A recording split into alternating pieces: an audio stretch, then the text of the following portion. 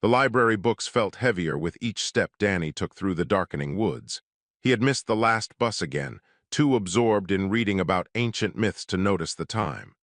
Now the October sun was disappearing behind the trees, and the familiar trail home seemed longer than usual. 14 years old, and he still got lost in stories like a little kid. His mom would probably ground him for a week. Something whimpered in the bushes to his left. Danny stopped walking. The sound came again, high and desperate, like a puppy caught in wire. He knew he should keep moving. His phone was dead, darkness was coming fast, and strange animals lived in these woods. But the crying continued, and Danny found his feet leaving the trail before his brain could argue. He pushed through the undergrowth, following the sound to a small clearing where a hunter's snare hung from a low branch. Tangled in the metal wire was something that made Danny forget how to breathe. The creature was the size of a big house cat, covered in scales that shifted from gray to deep blue as it struggled.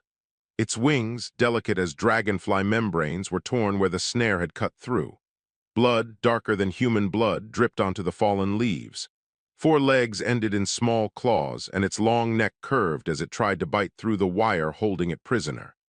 Golden eyes, full of pain and intelligence, locked onto Danny. A dragon, a real dragon. Danny had seen the documentaries. Everyone had, ever since the Dracony made contact 50 years ago.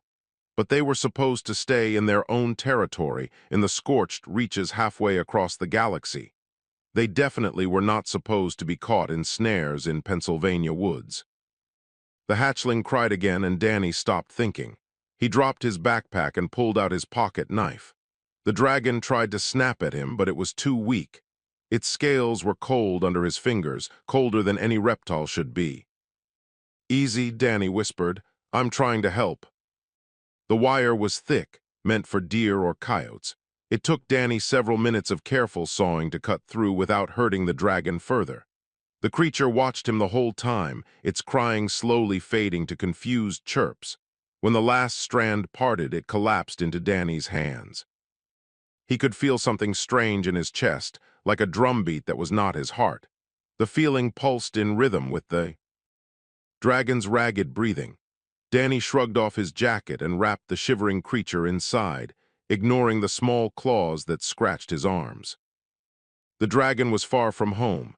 Its scales had the pattern of desert dwellers, made for sand and heat, not cold forests. Someone had brought it here, trapped it here, left it to die here. Danny's house was only 20 minutes away if he ran. His parents would be furious. They would call the authorities. There would be questions and problems and probably a lot of trouble. But looking at the small dragon bundled in his jacket, feeling that strange pulse in his chest growing stronger, Danny knew he could not abandon it. He ran. The garage workshop was dark and cold when Danny slipped inside through the side door. He could hear his parents in the kitchen, talking about dinner. His younger sister Lisa was probably upstairs doing homework. None of them knew he was home yet. Danny cleared space on his workbench and laid the dragon down gently. It watched him with those golden eyes, no longer trying to bite or scratch. He found the first aid kit his dad kept for workshop accidents and started cleaning the wing tears with antiseptic wipes. The dragon flinched but did not pull away. If anything, it leaned into his touch, making soft sounds that might have been dragon purring. Its scales warmed slightly under his hands, shifting from pain gray to something closer to calm green. "You're going to be okay," Danny said, more to himself than the dragon. "I'll figure this out." He found an old heating pad and plugged it in, then raided the mini fridge for lunch leftovers. The dragon ate the ham sandwich with surprising delicacy, turning its nose up at the bread but devouring the meat and pickles. After eating, it curled up on the heating pad and closed its eyes. Danny sat on the floor beside his workbench, exhaustion hitting him all at once. His mind raced with questions. How did a dragon hatchling end up in Pennsylvania? Who set that snare? What would happen when people found out he was hiding it? The dragon opened one eye and chirped softly. Then it did something impossible. It uncurled from the heating pad, climbed down from the workbench with awkward movements that favored its injured wing, and curled up against Danny's side. The strange pulse in his chest synced perfectly with the dragon's breathing. Danny's hand moved on its own, gently stroking the small head. The scales were warm now, shifting to colors he had never seen in any documentary. Opal and pearl with hints of rose gold. "Guess we're in this together now," Danny whispered. He fell asleep with his back against the workbench, and a dragon pressed against his ribs, their hearts beating in time. Above the atmosphere, satellites designed to detect alien signals began recording unusual transmissions.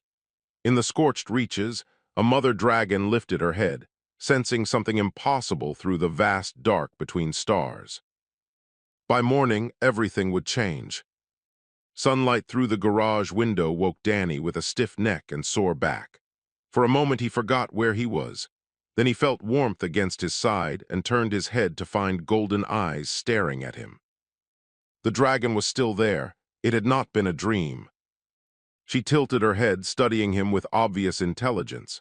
Danny noticed her scales had changed overnight, now showing bright copper tones mixed with the opal shimmer. She chirped once, a questioning sound, and Danny felt that strange pulse in his chest answer back. "Morning," he said quietly. "You hungry?" The dragon's response was immediate. She stood up on wobbly legs and looked toward the mini-fridge expectantly. Danny could not help but smile. At least feeding her would be easy. He managed to sneak into the house and grab food without his parents noticing. They both left early for work on Saturdays, which gave Danny time to think. The dragon ate scrambled eggs, leftover chicken, and surprisingly, some hot sauce packets he found in a drawer. She seemed to prefer spicy things, licking the empty packets with a forked tongue. While she ate, Danny opened his laptop and started searching. The internet had plenty about dragons, but most of it was restricted. Government databases, scientific studies, diplomatic protocols, all locked behind security he should not be able to bypass. Should not, but could. Danny had been teaching himself programming since he was 10. By 12, he could crack most standard encryptions. His computer teacher said he had a gift. His mom said he had too much time on his hands. Right now, he was grateful for both. It took an hour, but Danny got into the xenobiology archives. What he found made his stomach turn cold. Dragons, properly called draconi, were classified as apex sentients. They came from a planet system called the scorched reaches, where temperatures could melt lead. First contact had happened 50 years ago and had almost started a war. Humans had tried to capture dragon eggs for study. Dragons had responded by destroying an entire research station. Thousands died on both sides. The peace that followed was fragile. Humans and dragons stayed in their own territories. Contact was forbidden except through official diplomatic channels.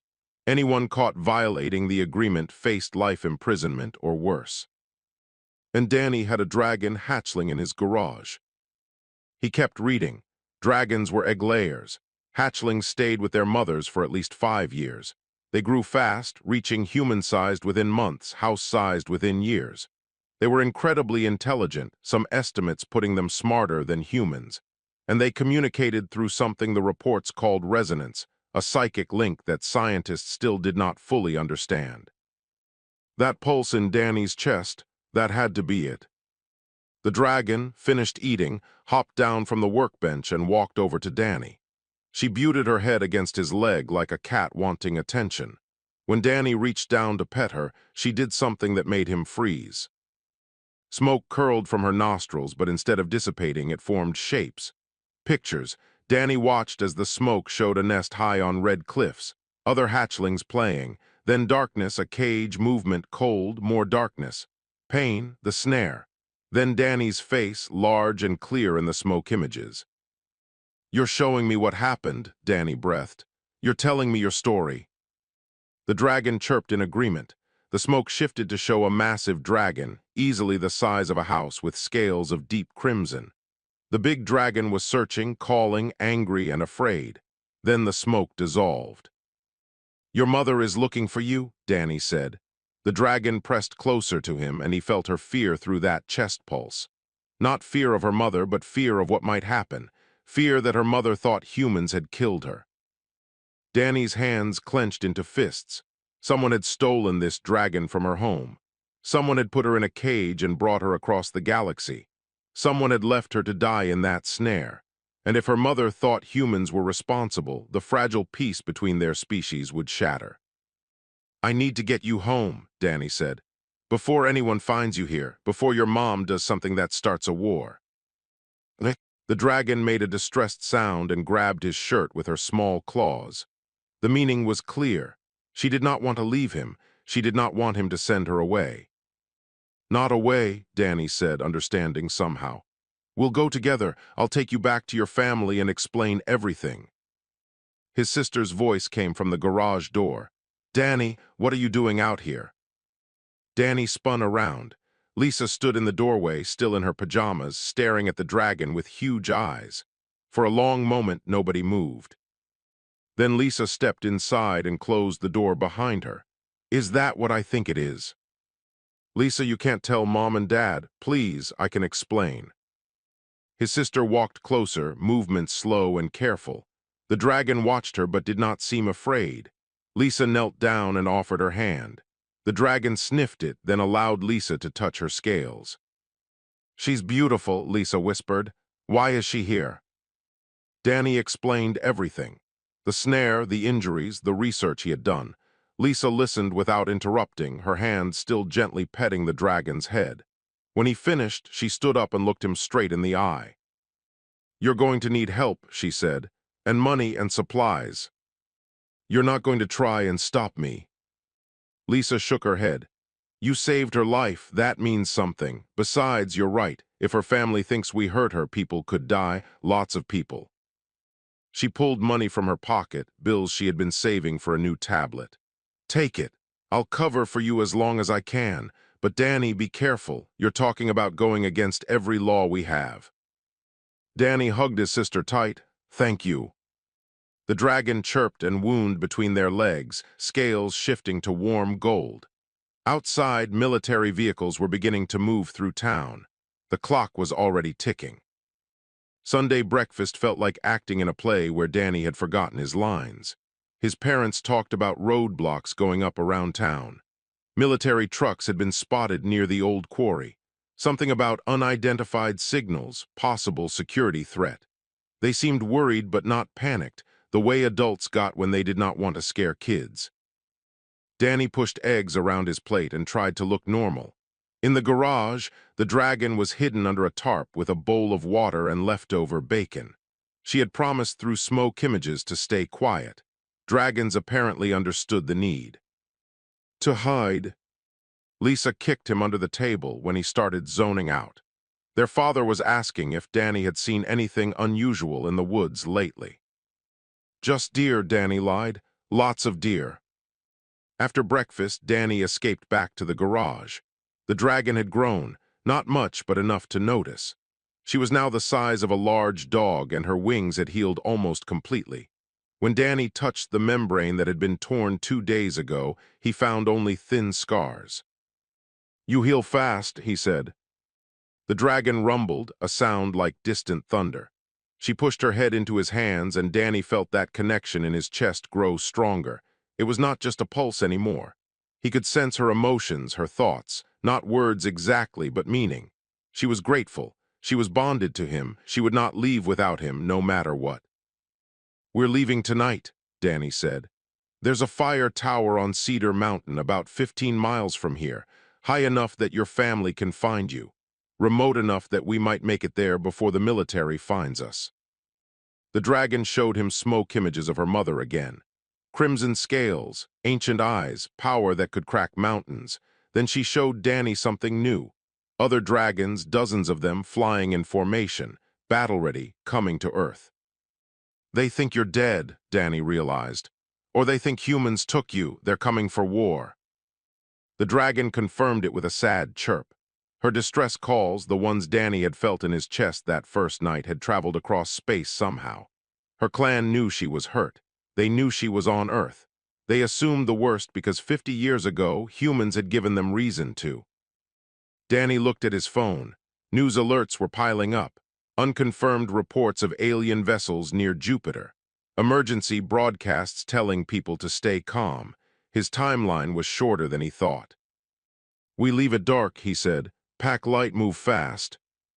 The dragon nodded. She understood. She had understood all along. Danny spent the afternoon preparing. He filled his hiking pack with food, water, first aid supplies, his dad's emergency radio, and every map of Cedar Mountain he could find. Lisa brought him her portable battery packs and a waterproof jacket. She also brought news. "They're going door to door," she said quietly. "People in suits with weird equipment. They started at the edge of town and they're working their way here." "How long do we have?" "Maybe 2 hours, maybe less." Danny felt panic rise in his throat. 2 hours was not enough time. They needed darkness, needed the cover of night to slip away unseen. But the dragon was looking at him with those golden eyes, trusting him completely, and Danny knew they were out of options. "Change of plans," he said. "We go now." Lisa grabbed his arm. "Danny, it's broad daylight. Everyone will see you." "Then I better move fast." He helped the dragon out of the garage through the back way that opened onto the woods behind their house. She moved with surprising grace, her larger size making her more coordinated instead of clumsy. Danny shouldered his pack and took one last look at his home. "I'll tell them you went to Andrew's house," Lisa said. "That gives you maybe 4 hours before they figure out you're gone." "What will you tell them after?"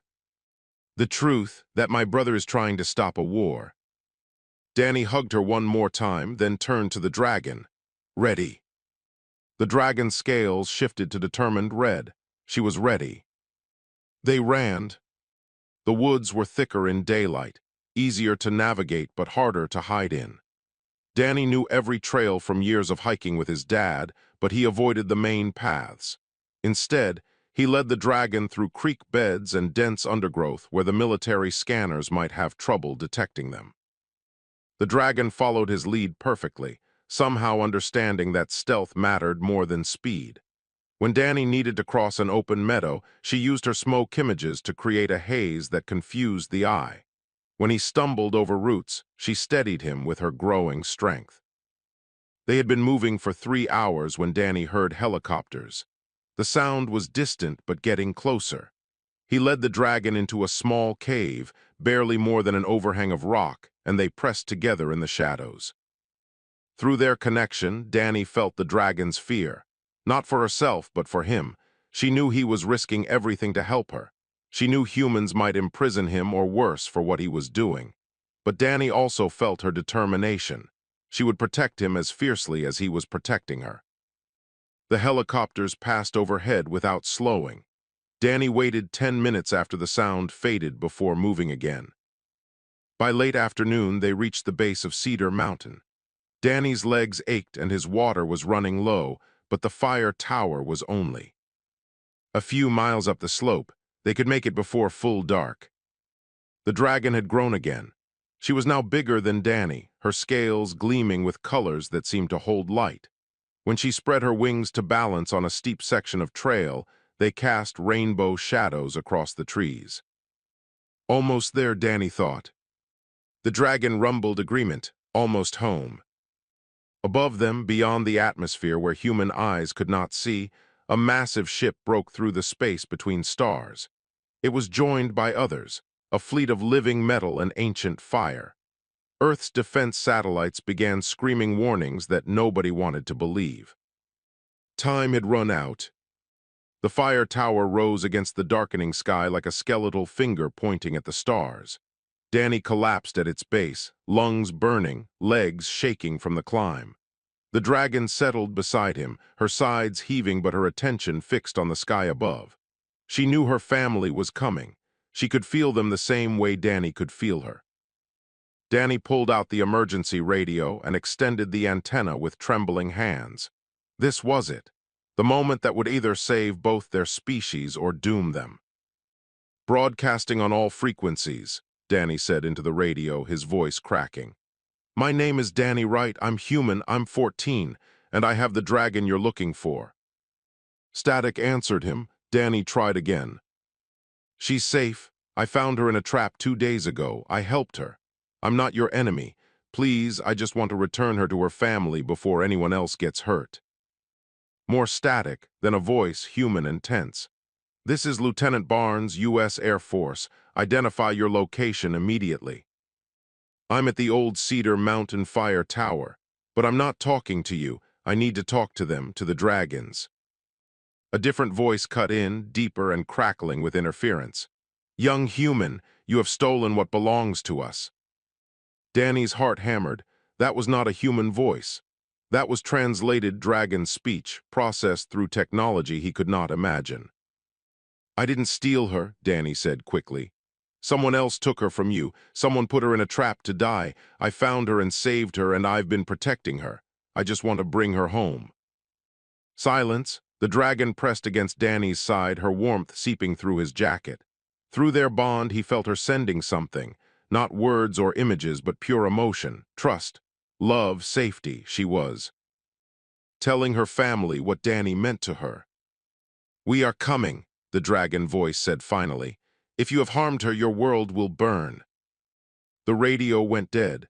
Danny looked at the dragon, trying to smile even though he was terrified. Your mom sounds intense. The dragon made a sound that might have been a laugh. Her scales rippled with nervous colors, shifting between warm gold and anxious blue.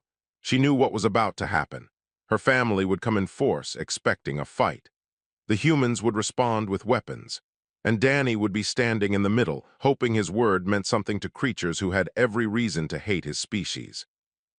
Fighter jets streaked overhead, their sonic booms rattling the old tower. The dragon tensed, small flames flickering between her teeth. Danny put a hand on her neck. Easy, he whispered. They're scared, just like you were scared in that trap. Fear makes everyone dangerous. The dragon calmed at his touch. Danny wondered if that was part of their bond too, this ability to soothe each other. Everything he had read said dragon bonds were rare, sacred, chosen carefully over years. Yet he and this dragon had bonded in days, across species, despite every logical reason it should be impossible. The sky above Cedar Mountain split open with light.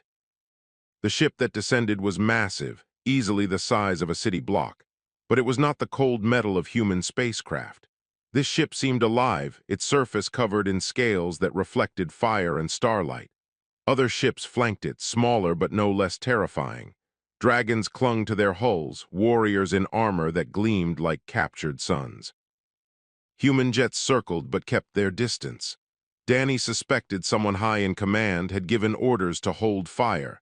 Starting a war required pulling a trigger. Not pulling it required courage of a different kind. The lead ship settled into a hover above the clearing around the fire tower. A section of its underside opened, and a single dragon descended on wings that blocked out the moon. She was enormous. Crimson scales covered a body longer than a school bus. Her eyes burned like molten gold, ancient and furious, and filled with a pain that made Danny's chest ache. This was a mother who thought her child was dead. This was a creature that had crossed the galaxy to find answers or vengeance or both. The dragon landed with enough force to crack the stone beneath her claws. Danny stood on shaking legs. The small dragon pressed protectively in front of him, even though she was a fraction of her mother's size. The massive dragon spoke, her voice reverberating through the air without need for translation. You are the human. Yes, Danny said, his voice sounded tiny. My name is Danny. You claim to have saved my daughter. I did save her. She was dying. I cut her free and I healed her wounds and I kept her safe even though I knew I'd get in trouble, because it was the right thing to do. The mother dragon's eyes narrowed. Humans do not do right things. 50 years ago your kind tried to steal our children. You destroyed nests. You killed hatchlings in the name of science. That was wrong, Danny said. I know it was wrong, but that wasn't me. I wasn't even born yet. I'm just a kid who found someone who needed help. Pretty words from a creature who kidnaps. The small dragon moved then, stepping out from behind Danny to face her mother. She made sounds Danny had never heard before, complex vocalizations that needed no translation. She was speaking her native language, telling her story in full. Danny felt echoes of it through their bond, the trap, the pain, the fear. Then Danny's face, Danny's hands, Danny's kindness. The mother dragon listened. Her rage did not disappear, but something else entered her expression. Confusion, then recognition. "You have bonded," the mother dragon said, and now her voice held wonder instead of anger. "My daughter has taken you as Hearthkeeper." "I don't know what that means," Danny admitted. "It means she has chosen you as family. It means she will protect you with her life, and you are sworn to protect hers. It is a sacred bond among our kind. We choose one Hearthkeeper in our lifetime, one being we trust above all others." The mother dragon took a step closer. Danny held his ground even though every instinct screamed at him to run. "I am Crimson Wing," the mother dragon said. "And you, Danny Wright, have done what no human has done in 50 years. You have earned a dragon's trust." Helicopters circled the clearing like nervous birds. Human soldiers had surrounded the area but kept their weapons lowered, waiting for orders that nobody seemed brave enough to give. Danny stood between two species on the edge of war, a 14-year-old boy who suddenly felt very small. Crimson Wing studied him with eyes that had seen centuries pass. "Tell me how you found her." Danny explained everything. The trap, the injuries, his decision to hide her despite knowing the consequences. He showed Crimson Wing the scratches on his arms from carrying the dragon home.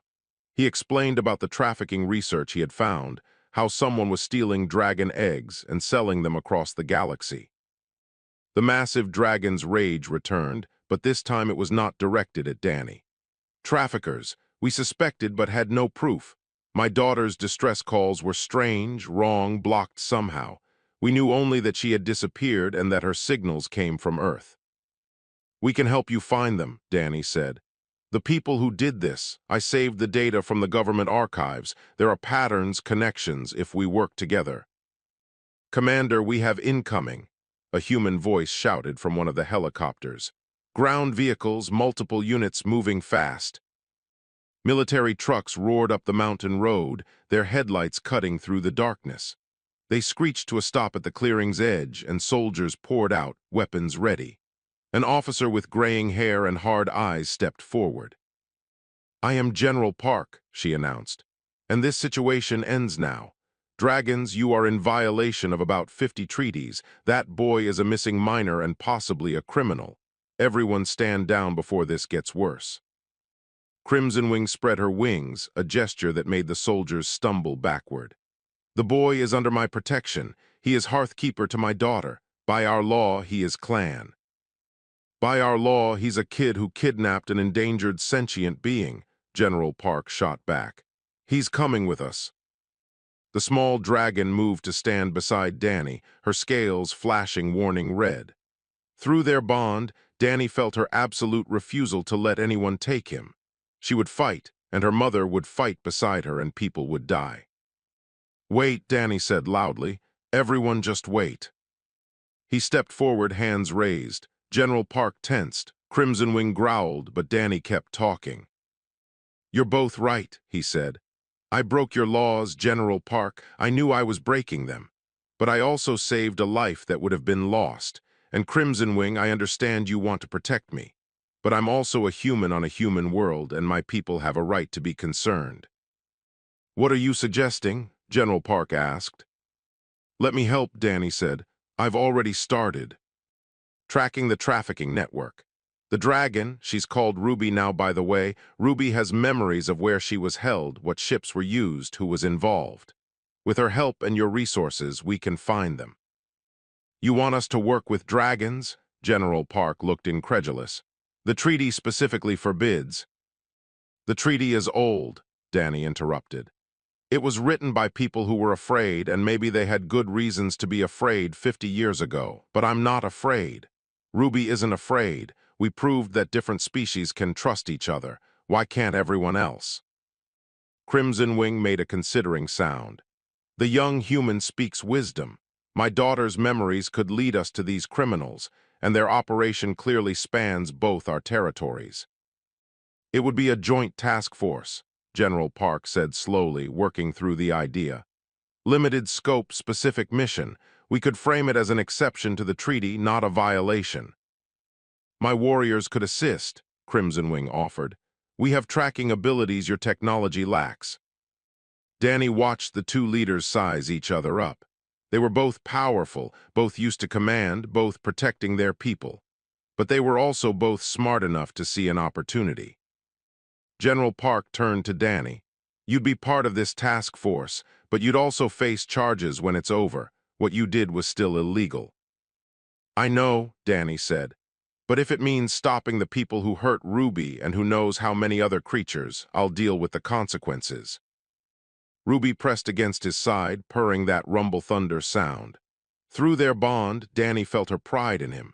He had saved her life, then protected her, and now he was building a bridge between their species. For a hatchling barely a week from her egg, she had chosen her hearthkeeper well. 3 days, General Park said finally. You have 3 days to help us locate these traffickers. After that, we discuss what happens to you. Agreed, Crimson Wing said. But understand this, General, Danny Wright is hearthkeeper. He is under clan protection now and always. If your justice system proves unjust, we will have words. The threat hung in the air like smoke. General Park nodded slowly, duly noted. Within an hour, the clearing had transformed into an improvised command center. Human technicians set up equipment while dragon warriors perched on the surrounding trees, watching. Everything with ancient eyes. Ruby sat beside Danny as he worked on a laptop, translating her memories into data the computers could process. This is insane, one of the human techs muttered. We're actually working with dragons. Yeah, Danny said, not looking up from his screen. Insane, but it's also right. Ruby rumbled agreement. Her scales had shifted to peaceful blue, the color of trust. Around them, humans and dragons worked side by side, awkward and uncertain, but trying. It was not perfect. It was not easy, but it was a start.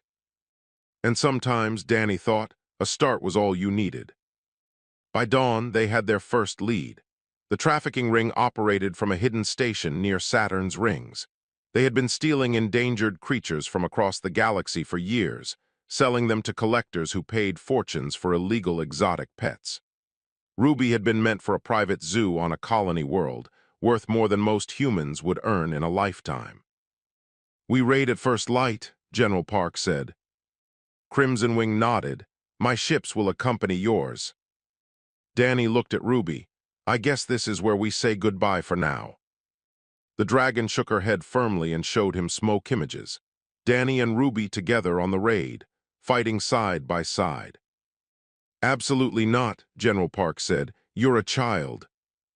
I'm her hearthkeeper, Danny said. Where she goes, I go. The raid happened 3 days later, faster than anyone expected. The trafficking station was a repurposed mining platform that hung in the shadow of Saturn's rings, invisible to most scanners and protected by mercenary ships. But it was not protected against a combined fleet of human warships and dragon battle carriers working together for the first time in 50 years. Danny watched from Crimson Wing's flagship, Ruby pressed against his side. The dragon had grown again, now the size of a small horse, her scales brilliant with anticipation. Through their bond, Danny felt her eagerness to free the other captives, to make the traffickers pay for what they had done. The battle was brief and brutal. Human missiles disabled the station's shields while dragon fire tore through the mercenary ships. Within an hour, soldiers and dragon warriors were storming the facility together. Danny and Ruby stayed back as ordered, but their role proved crucial. Ruby's memories helped map the station's layout, showing the soldiers exactly where the captives were. Being held, what they found made Danny sick. Dozens of cages filled with creatures from across the galaxy. Dragon eggs stacked like cargo. Hatchlings kept in darkness, crying for mothers who would never come. Other species too, beings Danny had never seen before, all stolen from their homes and imprisoned for profit. The traffickers themselves were a mix of humans and aliens, all motivated by the same thing: money. They had taken sacred life and turned it into merchandise. When General Park read them their charges, her voice shook with disgust. The rescue operation took days. Each captive needed care, documentation, arrangements for return to their homeworlds. Ruby helped calm the terrified dragon hatchlings, showing them through the psychic resonance that they were safe now. Danny helped however he could, running supplies, translating between species, learning that compassion did not need a common language. By the end of the week, the last captive had been freed. The trafficking ring was destroyed, its leaders facing justice from multiple worlds. And Danny was a minor celebrity, his face broadcast across human space and dragon territories alike. He was also still a kid who had broken the law. "The charges stand," General Park said when they returned to Earth. "You violated the treaty, you concealed a restricted sentient being, you fled from authorities. These are serious crimes." Danny nodded. He had expected this. "I understand." "However," General Park continued, and her expression softened slightly, "context matters. The judge has agreed to community service instead of detention. 500 hours working with the new Human-Dragon Cultural Exchange Program." "There's an exchange program now." "There is as of yesterday," General Park said. "Turns out when you prove two species can work together, a lot of people want to make it official. You're going to be teaching humans about dragon culture and helping young dragons learn about Earth. Congratulations, you're a diplomat now." Ruby rumbled with amusement. Danny just felt dizzy. "I'm 14. "And you prevented a war," General Park said. "Age is just a number when you're making history." Lisa screamed when Danny got home, tackling him in a hug that nearly knocked him over. Their parents had questions, so many questions, but they were too relieved to be angry. Danny's father kept staring at Ruby, who had made herself comfortable in there. Living room, her tail wrapped carefully around the furniture. "So we have a dragon living with us now," his father said faintly. "She's technically living with Danny," his mother corrected. "Apparently Hearthkeeper is a legally recognized bond now. We signed about 100 forms." Ruby purred and showed them smoke images of her gratitude. Danny translated, still getting used to his role as bridge between species. Over the following weeks, life found a new rhythm. Ruby continued growing, soon too large for the house. Crimson Wing arranged for construction of a proper dwelling, something that could accommodate both human and dragon. It became the first building of its kind on Earth, designed by architects from both species. Other young dragons began visiting, curious about the human world. They found that many human children were just as curious about them. Bonds began forming, not Hearthkeeper bonds like Danny and Ruby shared, but friendships, understanding. The kind of connections that would make future wars unthinkable because too many beings would have friends on both sides. Danny returned to school, but now split his time between Earth classes and dragon culture lessons. He learned that dragons valued art, philosophy, and the careful tending of relationships above all else. They viewed humans with new interest, seeing in Danny's compassion a trait they had not expected to find. Lisa, true to form, was the second human to bond with a dragon. A small blue hatchling chose her after watching how she cared for the younger children in the exchange program. Their parents accepted it with the weary resignation of people who realized their lives would never be normal again.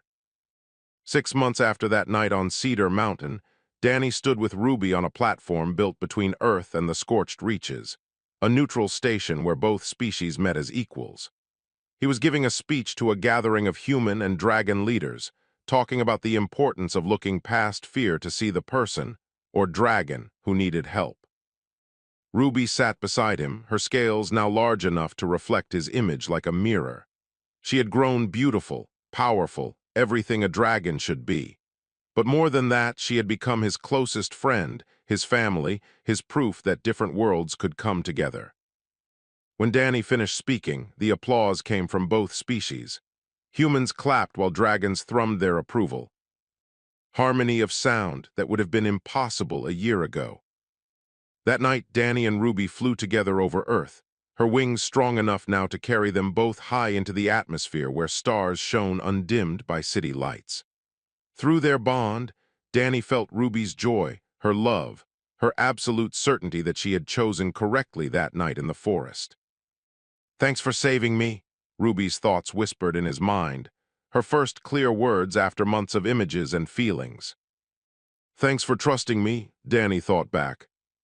Below them, Earth turned slowly, a world now connected to the greater galaxy not through technology or force, but through a simple act of kindness.